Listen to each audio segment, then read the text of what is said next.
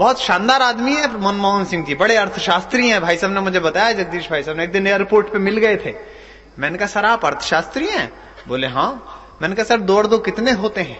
बोले यार होते तो 4 ही हैं, पर एक बार सोनिया जी से पूछ लेने में क्या हर्ज है। तो मैं समझ गया कि अर्थशास्त्री हैं। अच्छा देखो, इतने बड़े बड़े नाम हैं ये, मनमोहन सिंह जैसे। अभी आपने देखा कि सहारा की 2 लड़कियां कुछ रासायनिक पदार्थ पी के प्रधानमंत्री निवास में घुस गई थी। देखा आपने टीवी पे? ये मीडिया वाले ऐसे बावले हो गए जैसे प्रधानमंत्री लड़कियों के घर में घुस गया हो। भीतर कैबिनेट की मीटिंग चल रही थी, लोगों ने कहा, मंत्रियों ने कि साहब इन्होंने सुरक्षा तोड़ दी, इन लड़कियों ने, इनके खिलाफ FIR कराई जाए, रिपोर्ट कराई जाए। मित्रों सच बात बता रहा हूं, कैबिनेट में मेरे कुछ दोस्त हैं, उन्होंने मुझे बताया पहली बार 2 साल में पहली बार गुस्सा आया मनमोहन सिंह जी को। बोले कमबख्तो, इन खूबसूरत लड़कियों के खिलाफ कोई रिपोर्ट नहीं होगी। अबे नालायको, यही तो पहली 2 हैं जो 2 साल में डायरेक्ट आई हैं। बहुत बढ़िया। वरना जिसे देखो 10 जनपद घूम के आता है। इतने भले प्रधानमंत्री, उनके पीछे भी डंडा लेके पड़ो, ओ साहब ऐसा कर दिया वैसा कर दिया। अच्छा अटल बिहारी वाजपेयी तक पे बोलने लगते हैं। अटल जी कितने संत आदमी हैं, कितने अब बुजुर्ग हो गए, अब तो पीछा छोड़ो उनका। हर आपदा में इस देश के काम आए अटल जी।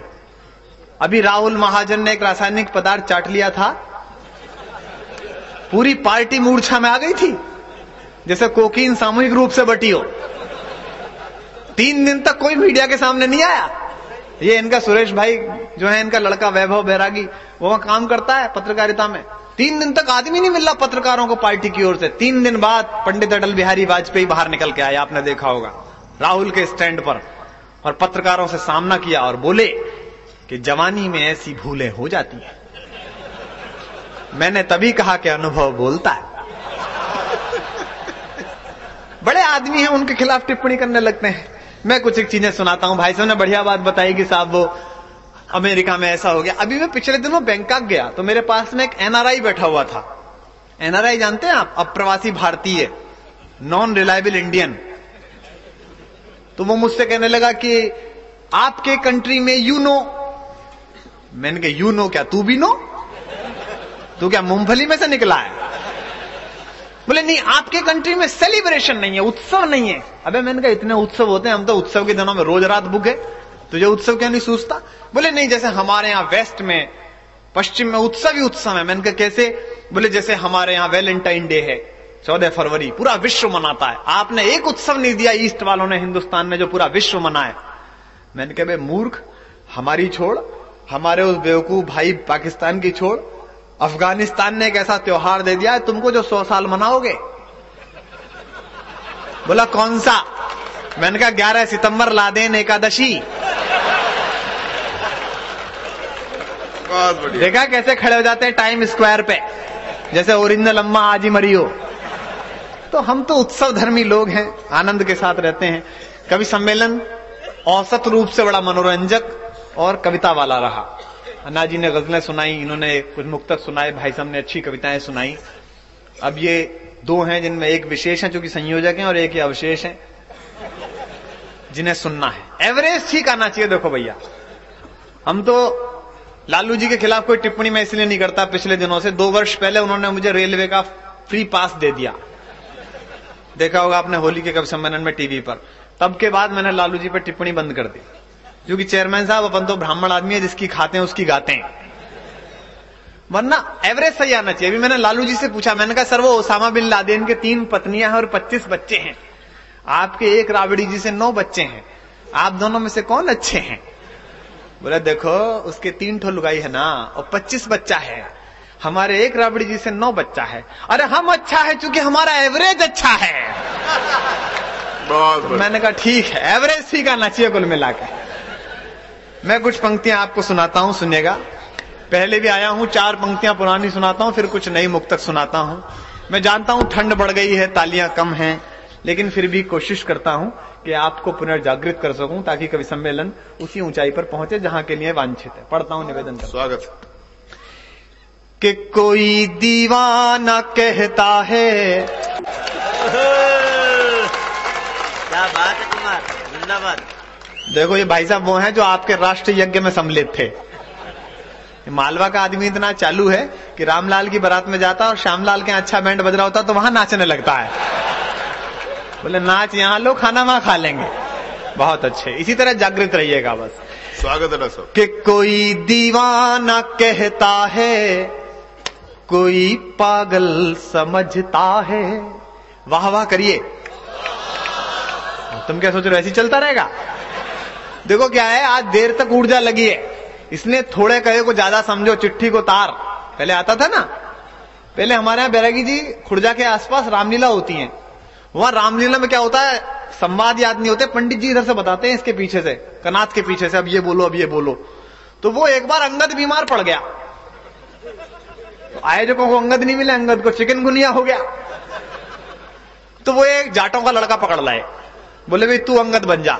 बोले साहब अपनी पूंछ में आग लगा के हमने दूसरों के घर तो बहुत जलाए हैं, हनुमान का काम बहुत करा पर अंगद का नहीं करा कभी, मैं डायलॉग कैसे बोलूंगा? बोले डायलॉग पंडित जी बता देंगे।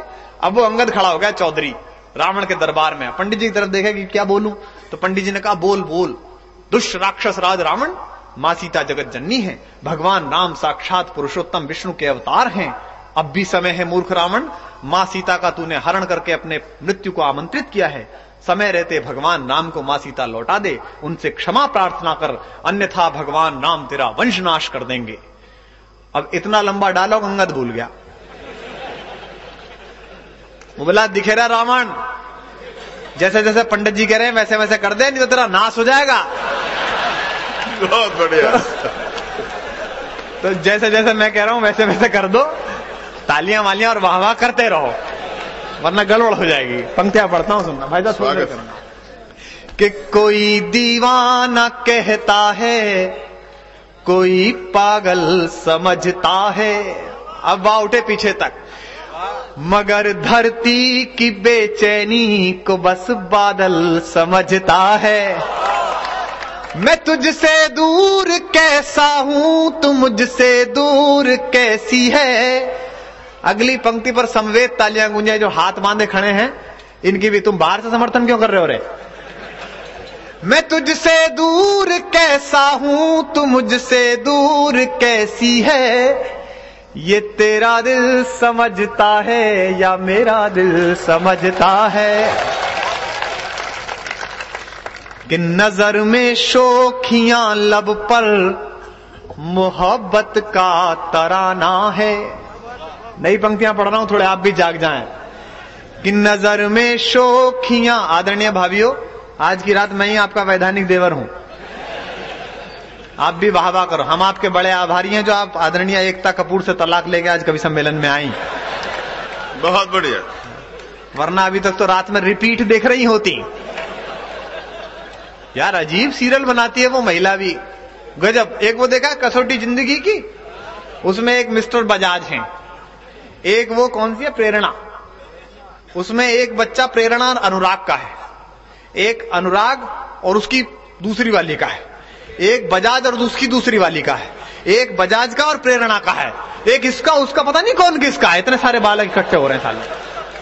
अच्छा, हर 15-20 एपिसोड के बाद क्या होता है, उसमें बच्चे रोज बड़ा हो रहे हैं पर उनका ब्याह नहीं होता। अनुराग के ब्याह में प्रेरणा नाची आती है, प्रेरणा के ब्याह में अनुराग नाची आता है। अबे भैया इन बालकों का भी ब्याह कर लो। अद्भुत तरीके का काम कर रखा है मीडिया वालों ने। पंक्ति पढ़ता हूं, अभी एक टिप्पणी हम पर लोग करते हैं। पिछली साल 2 साल पहले मुझे याद है कवि सम्मेलन हुआ था, तो हमारा एक दोस्त यहाँ आया था, मैं उसको लेके आया था सुरेश भाई के कहने पर। वो लाफ्टर में चला गया, वहां विजेता हो गया सरदार। बहुत सारी टिप्पणियां, हम लोगों का भी माल बेच आया वहां। ये बढ़िया सही बता रहा हूं। लोग मुझसे पूछने लगे, बंबई में मुझसे पूछा, जगदीश भाई साहब थे चैम्बूर के प्रोग्राम में, एक चैनल की और अखबार के एक लड़के ने मुझसे पूछा कि साहब ये भी हंसा रहे थे कल लाफ्टर वाले, आप भी हंसा रहे थे, आप में इनमें क्या अंतर है? एक संजीदा टिप्पणी पढ़ता हूं पत्रकारों के सामने और आप लोगों के सामने। मैंने उससे कहा ये भी हंसाते हैं, हम भी हंसाते हैं, हम में इनमें केवल अंतर यह है कि जब ये कार्यक्रम देकर चले जाते हैं तो अगले दिन अखबार में इनका फोटो छपता है, और जब हम कवि सम्मेलन करके चले जाते हैं तो अगले दिन अखबार में हमारे शब्द छपते हैं। केवल ये अंतर है हम में उनमें। मैंने कहा कि हम हरिवंश राय बच्चन की परंपरा के लोग हैं, ये अमिताभ बच्चन की परंपरा के लोग हैं।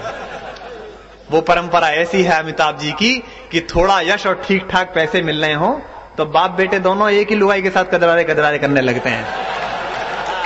हमारे यहाँ नहीं हो सकता ये। बहुत बढ़िया डॉक्टर, वाह। पंक्तियां पढ़ता हूँ। बढ़िया। अच्छा, अभी मैं बंबई गया तो मुझे पता चला कि ऐश्वर्या राय दोबारा विवेक ओबराय के साथ लग गई। ये नई खबर है, आपको परसों की बता रहा हूं। मैंने उनको फोन करके पूछा, मैंने कहा मैडम ये लड़का क्यों छोड़ दिया अभिषेक बच्चन? बोले साहब विश्वसनीय नहीं है। मैंने कहा इतना अच्छा लड़का है, इतनी बढ़िया बढ़िया फिल्में दे रहा है, सुपर हिट हो रहा है बाप की तरह। बोले नहीं नहीं, ये टाइम पे चूक जाएगा। मैंने कहा टाइम पे कैसे चूक जाएगा? मैंने कहा आप तो बंगाली वाला बहुत तेज है, उसने बड़े प्रयोग करे सलमान खान से लेके यहां तक। मैंने कहा टाइम पे कैसे चूक जाएगा? अरे बोले डॉक्टर साहब आप सोच के देखो, जो अपनी प्रेमिका के साथ कदरारे कदरारे करने तक में बाप की मदद ले रहा है। तालियां वालियां जोरदार बजाओ एक साथ। बहुत बढ़िया, बहुत बढ़िया।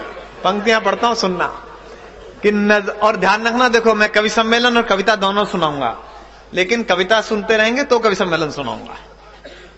कि नजर में शोखियां लब पर मोहब्बत का तराना है।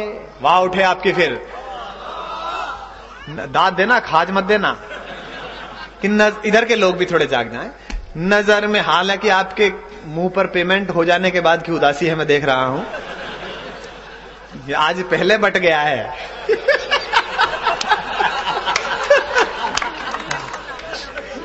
ऐसे देख रहे हैं जैसे लड़की की बारात में पहले ही विदाई हो गई हो। कि नजर में शोखियां लब पर मोहब्बत। अब जो मुझसे जो पहले जिन्होंने संचालन किया था, क्या नाम था उनका? ब्रजेश जी। मैं बहुत आभारी हूं। क्या कलेजे का काम किया ब्रजेश जी ने, इतनी लंबी लिस्ट पढ़ के सुनाई। ब्रजेश जी, बहुत संकट होता है शुरुआती आदमी का। हमारे यहाँ मुलायम सिंह जी की सभा हुई, उसमें कवि सम्मेलन भी था सैफई में। भाई साहब गए थे, अना दहलवी भी थी। वो जुते हुए खेत में कवि सम्मेलन था साहब, उनके गांव में। तो वो एक उत्साही समाजवादी पार्टी का कार्यकर्ता नारे लगवा रहा था। तो उसने कहा कि मुलायम सिंह यादव की, नीचे से लोगों को जय कहना था।